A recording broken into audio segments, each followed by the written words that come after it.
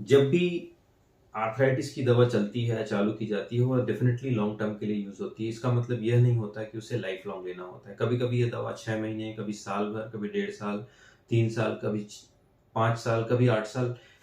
ऐसी भी ज़रूरत पड़ती है। लेकिन यह डिपेंड करता है कि बीमारी की गंभीरता कितनी है, उसकी सीवियरिटी कितनी है। यदि माइल्ड रहता है तो बहुत ही कम दवाइयों में हम बीमारी को रोक सकते हैं। मॉडरेट कंडीशन में थोड़ा लंबे समय तक होता है और सीवियर कंडीशन में कई बार हम बीमारी को नहीं भी रोक पाते और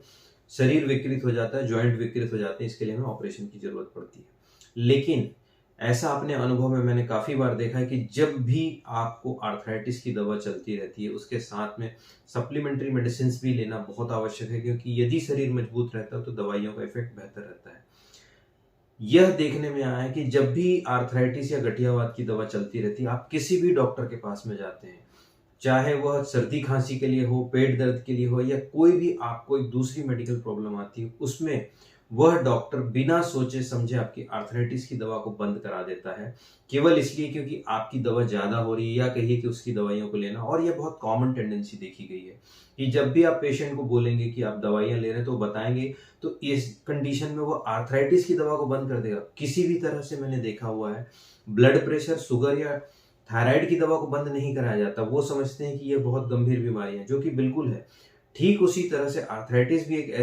ऐसी बीमारी है जिसका ट्रीटमेंट बंद करते हुए यदि वह प्रॉपरली ट्रीट नहीं हुई है या कहिए सप्रेस नहीं हुई है, तो वह रिबाउंड फिनोमेना में आपके शरीर को ज़्यादा नुकसान करती है। साथ ही आर्थराइटिस के पेशेंट में यह भी देखा गया है कि उनकी इम्यूनिटी, उनका फिजिकल स्ट्रक्चर और शरीर इनडायरेक्टली कहिए या हड्डियों की का जो स्ट्रक्चर होता है वो काफ़ी कमज़ोर रहता है, और इसकी वजह से आपका शरीर कुछ-कुछ छोटी-छोटी बीमारियों से काफ़ी ज़्यादा बीमार होता है। जैसे सर्दी, खाँसी, पेट में दर्द होना, यूरिन में इन्फेक्शन होना, या फिर कहिए कि आप इम्यूनिटी डाउन होती है जिसके कारण, और उसके सपोर्ट में अब जो दवाइयाँ चलाई जाती है, उसमें आर्थराइटिस की दवा से बंद करने पर यह बीमारी और रिबाउंड रूप में आपकी बीमारी को परेशान करती है। सो नेक्स्ट टाइम जब भी जो भी आर्थराइटिस के पेशेंट हैं, इस चीज़ को बहुत बेहतर समझें कि जब आप आर्थराइटिस की दवा ले रहे हैं, तो उस दवा को आप आर्थराइटिस के डॉक्टर के कहे बिना बंद ना करें, और यदि आपको किसी दूसरे डॉक्टर से भी इसका ट्रीटमेंट कराना पड़ रहा है, तो कोशिश करें कि आप अपने जो दूसरे डॉक्टर हैं, जो किसी दूसरे कारण का ट्रीटमेंट कर रहे हैं, उनसे, अपने आर्थराइटिस के डॉक्टर से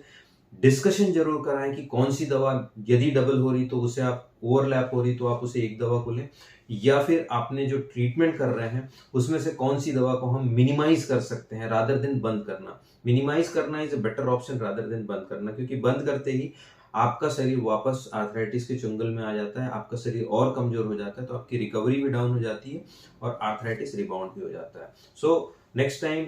again and again I am requesting you कि आप आर्थराइटिस की दवा जो भी ले रहे हैं, उसका पूरा इंस्ट्रक्शन आप अपने गठियावात विशेषज्ञ, रूमेटोलॉजिस्ट, जॉइंट रिप्लेसमेंट सर्जन से कंटिन्यूअसली फॉलो करें, उसे छोड़ें नहीं, उसे नुकसान नहीं होता। और यदि आपको नुकसान का डर है, उसका क्लियर कट इंस्ट्रक्शन है हमारे पास में। Regularly simple minimal blood investigation से आप यह चेक कर सकते हैं कि क्या सचमुच में दवाइयाँ आपको कोई नुकसान तो नहीं कर रही है, जो कि प्रैक्टिकली मिनिमम होता है, उसमें नुकसान नहीं होता है।